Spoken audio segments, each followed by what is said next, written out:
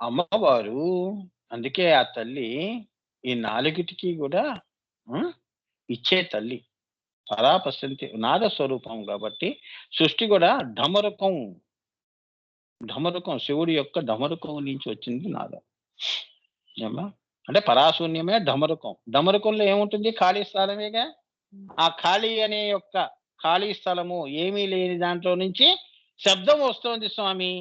పరాశూన్యం నుంచి ఈంకారం వినిపిస్తోంది ఏమిటి? అక్కడ ఏం లేదు గదా! ఢమరుకం అంటే అది. అంతేగాని మనిషి పట్టుకున్న డమరుకం వాయిస్తున్నాడని గాదు. అర్థమైందా? పరాశూన్యమే డమరుకం. అందులో నుంచి పరా అనేది వచ్చింది నాదం. ఈం అది మ్రోగించాడని. అది శ్రీం అవుతోంది. టక టక టక టక టక టక టక కొడతారు కదమ్మా! మన ఇళ్ళ దగ్గర. లోపల ఏముందమ్మా డమరుకంలో? ఏం లేదుగా గాలేగా. గాలిలో నుంచి నాదం పుడుతోంది. ఏమీ లేని దాంట్లో నుంచి నాదం పుడుతోందని గురువుగారు చెప్పారు. అందుకే సృష్టియే సంగీతమయం. ఇదే పెద్ద సంగీత పాఠశాల. అర్థమైందా? ఏ లోకం వెళ్ళినా సంగీతం లేకుండా, నాదము లేకుండా లేదు అని. అందుకే నాదోపాసన చేయండిరా వెధవల్లారా అది తెలుసుకోండి అని. నాద పరిజ్ఞానం లేకుండా ఏం మాట్లాడతావు? ఏం పాట పాడతావు అని. సో, మీరెంత అదృష్టవంతులంటే నాదోపాసన మీకు అటువంటి గురువులు, గురు పరంపర మీ దగ్గర ఆశీర్వదించి మీకు ఎటువంటి నాదాన్ని ఇచ్చారు వాళ్ళు. అందుకే మీరెక్కడికి వెళ్ళినా కూడా ఈ లోకాల్లో మిమ్మల్ని గుర్తించే వాళ్ళేనమ్మా పై లోకాల వాళ్ళే గుర్తిస్తున్నారు. అది మీ అదృష్టాలు. అమ్మవారి గురువుల యొక్క కృప అది. వీడేంది చవటగాడు వీడు మన్ని గుర్తించేదేంది? పాడావు అంటే 7 లోకాలను దృష్టిలో పెట్టుకొని పాడుతున్నానని. నేనే అమ్మగా పాడుతున్నాను. నేనే నాదమై పాడుతున్నాను అని అనుకో. అయిపోయింది. 7 లోకాల దాకా అందరు దేవతలు నీ నీ నీ దగ్గరకొచ్చి వింటారు. 7 లోకాలు, సప్త లోకాలని నువ్వు మైమరిపించావు. అవునా? నాద సేవ చేశావు. మరి నీకు మరి ఎటువంటి ఫలితం ఇస్తుంది అమ్మవారు? అలా అన్నమాట. అందుకే సంగీతం అంటే అదనమాట. కళలు అమ్మవారికి ఇష్టం. అందుకే గురువుగారికి నాదా తనుమనిషం అంటే ఆ పాట ఇష్టం ఆయనకి. అలానే తత్తత్తాళ అని మృదంగాలు ఆ మణిదీపాల్లో అలా ఉంటాయి. అమ్మవారి ముందు హ్మ్. అవన్నీ అర్థం పర్థం లేని ఇక్కడ భూమి మీద మనం వేసేవి కావు. పురాణాలు దృష్టిలో పెట్టుకొని నృత్యాలు కావవి. అవి పరాకి సంబంధించినవి. సృష్టి రచన అమ్మవారు ఎలా చేసిందో అనేది ఆ నృత్యంలో చూపించటం. అమ్మవారిని సంతోషపెట్టటం అని. అమ్మ సృష్టి ఇలా ఇవి పక్కన పెట్టమ్మా. నువ్వు నువ్వు సృష్టి బిందువు నుంచి కిందకి ఎలా చేసావో నీ అందమైన శరీరం కింద వరకు ధారగా ఎలా అలా నువ్వు కింద దిగావు అణువుని ఎలా సృష్టించావు అనేది తత్తాళ అని అక్కడ వాడతాడు ఆయన. అంటే ఇంత శ్రీ విద్య పెట్టుకొని ఈ సృష్టి జరిగింది. ఇదే నవావరణ. అది చూపిస్తున్నారు అక్కడ. మణిదీపంలో నువ్వు ఎలా ఉన్నావు? ఆ మాటకొస్తే లలిత సహస్రనామాలు 1000 నామాలు కూడా నృత్యంలో చూపించొచ్చు. అర్థమైందా? ఆ తల్లి సంతోషించింది. శ్రీమాత శ్రీ మహారాజ్ఞి అన్నప్పుడు ఆ భంగిమలు పెట్టి అమ్మవారికి అలా వాళ్ళు చేస్తున్నారు. అమ్మవారిని సంతోషపెడుతున్నారు, పూజ చేస్తున్నారు అని. తల్లి సంతోషించి మందహాసం చేసి ఆశీర్వదించి ఏమ్మా ఆవిడ సభ ముగిస్తుంది. మళ్ళీ అంతర్ధానం అయిపోతుంది. అర్థమైందా? ఆవిడ వస్తుంది అంటే దర్బారు చేయటానికి వస్తోంది అని. అప్పుడు వీళ్ళందరూ అప్రమత్తంగా ఉంటారు దేవతలు. ఆ మణిదీపంలో. బ్రహ్మ, విష్ణు, మహేశ్వరులందరినీ కూడా వారికి పురుష అనే ఆలోచన లేకుండా ఆ! వాళ్ళందరూ శ్రీమూర్తిత్వం, ప్రేమ అనేది ఒక్కటే వాళ్ళలో మిగిలిపోతుంది. అమ్మా! బ్రహ్మకు గూడా. ఆయనకు గూడా ఒక్కొక్కసారి మనసు చలిస్తూ ఉంటుంది గదా!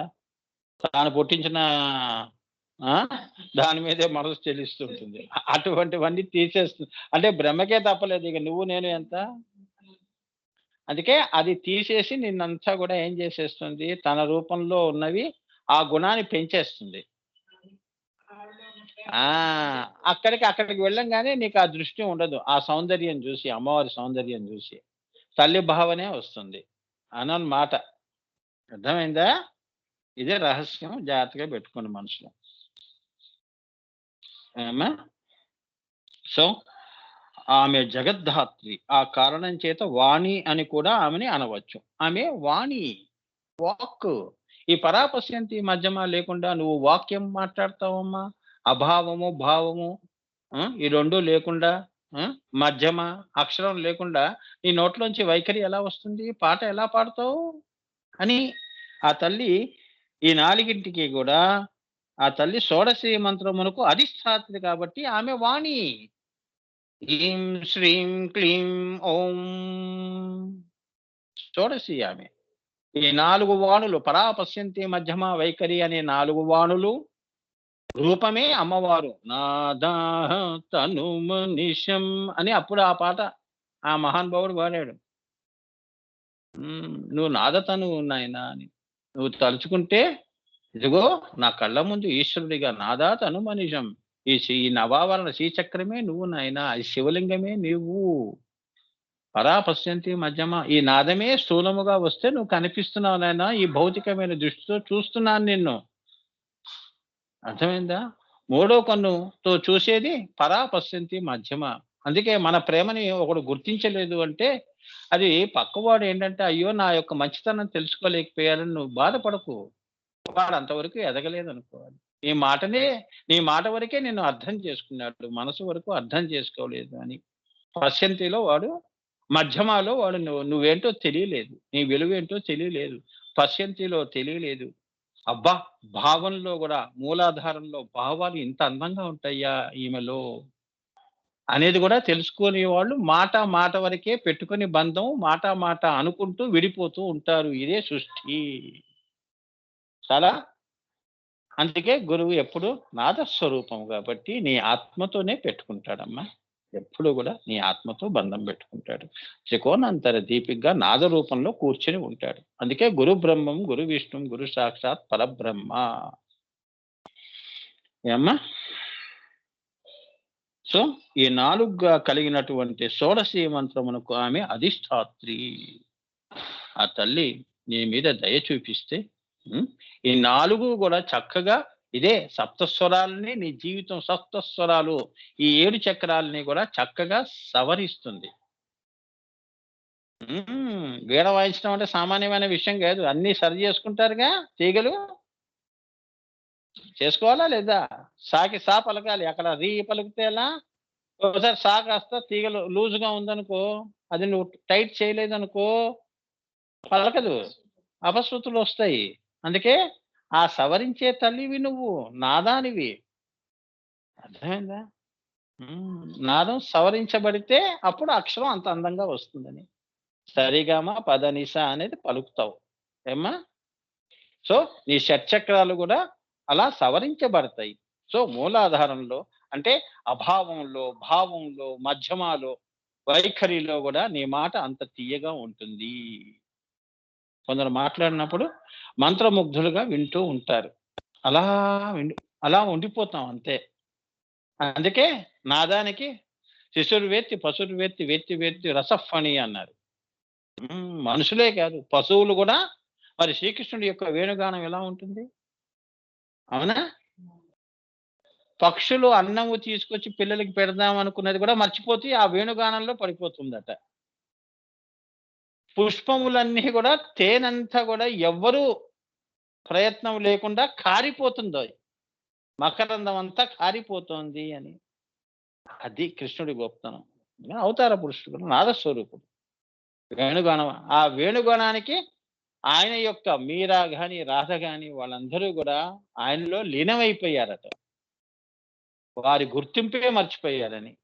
నేను రాధ అనే గుర్తింపు లేకుండా అయిపోయింది. ఆ గానంలో అంతా. అందుకే మరి వారు ఆత్మస్వరూపులు, పరమాత్మ స్వరూపులు.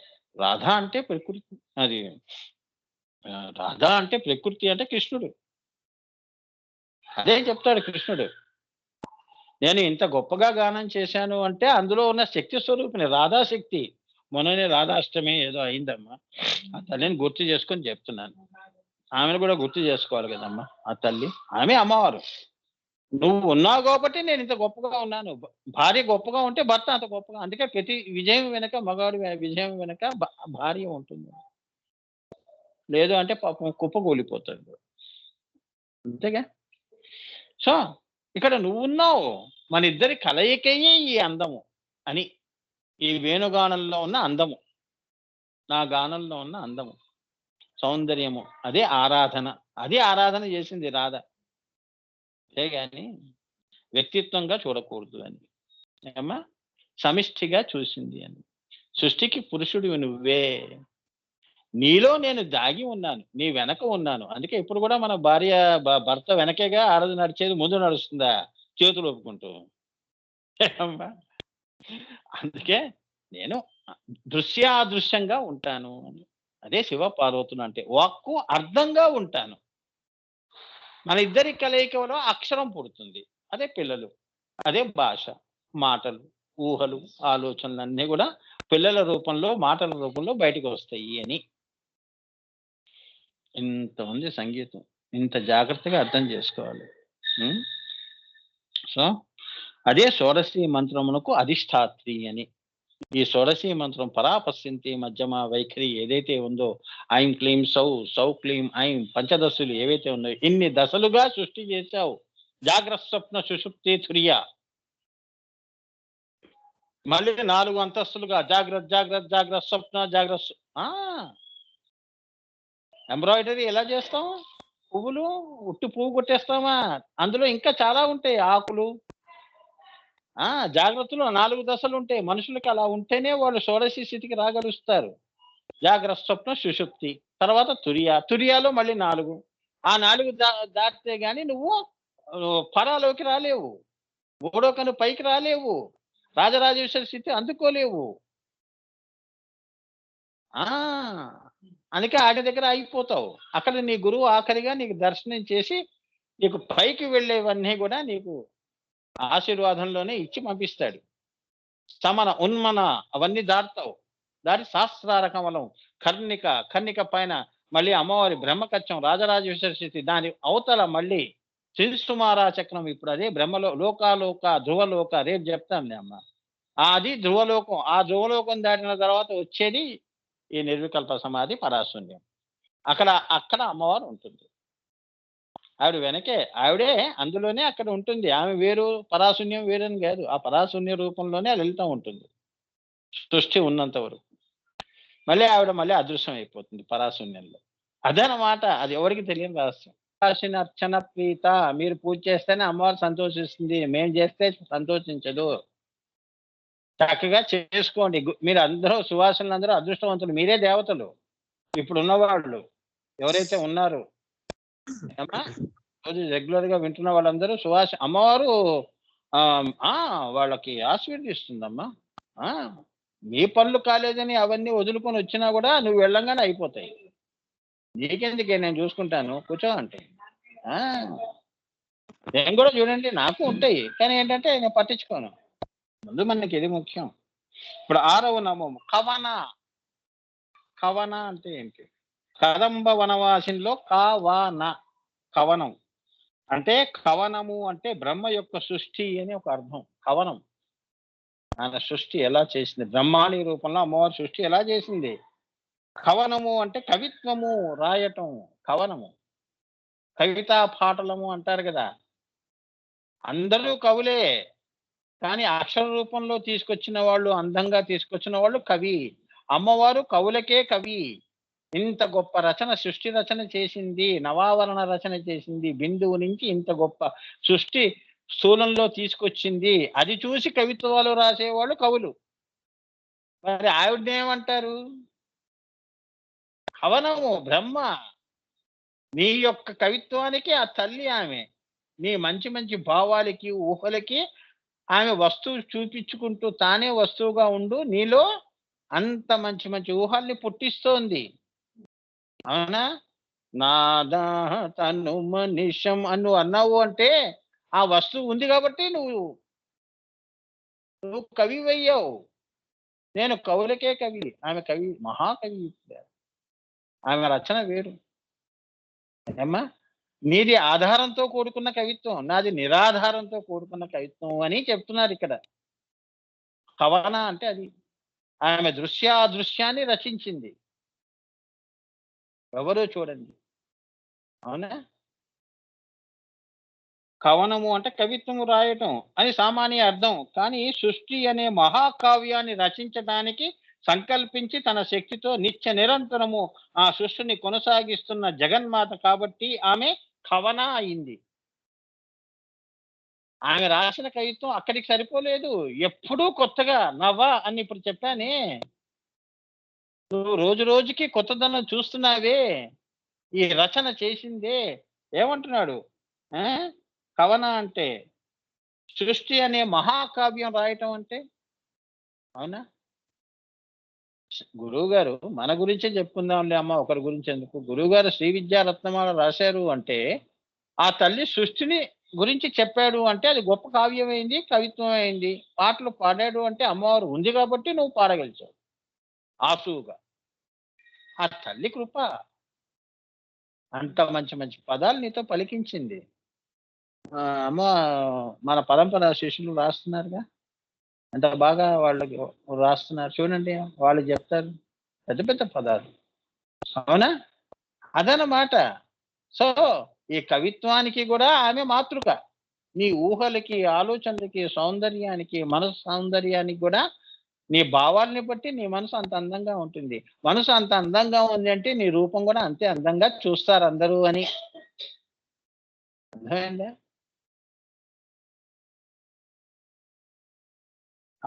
కొనసాగిస్తున్న జగన్మాత ఆ తల్లి. ఎప్పుడూ గూడా ఆమె కవిత్వం కొత్తగానే ఉంటుంది అని. ఇప్పుడు రేపు అనే దాంట్లో మనం వెళ్తాం గదా! రేపు క్లాస్ చెప్పుకునేంత వరకు ఏమేమి మీ జీవితాల్లో జరుగుతున్నాయో, ఏం పనులు జేస్తున్నారో ఇవన్నీ మీకు తెలియవు. రేపటిలోకి వెళ్ళినప్పుడు అది కొత్తగా ఉంటాయి. అది కవిత్వం. ఈ వరకు అది కవిత్వం. అలా సృష్టంతా గూడా అవునా? ఇవాళ సూర్యుడి దర్శనం రేపు ఇంకో రకంగా ఉండొచ్చు. వర్షానికి కనిపించకపోవచ్చు. అదో కొత్తదనం. ఆయన కనిపించట్లేదండి రోజంతా. వర్షం మటుకు ఏకధాటిగా పడుతోంది. అది. అలా కొత్తదనం. సో, ఆమెప్పుడు కొత్తే. అదెప్పుడూ అజరామరం, శాశ్వతం.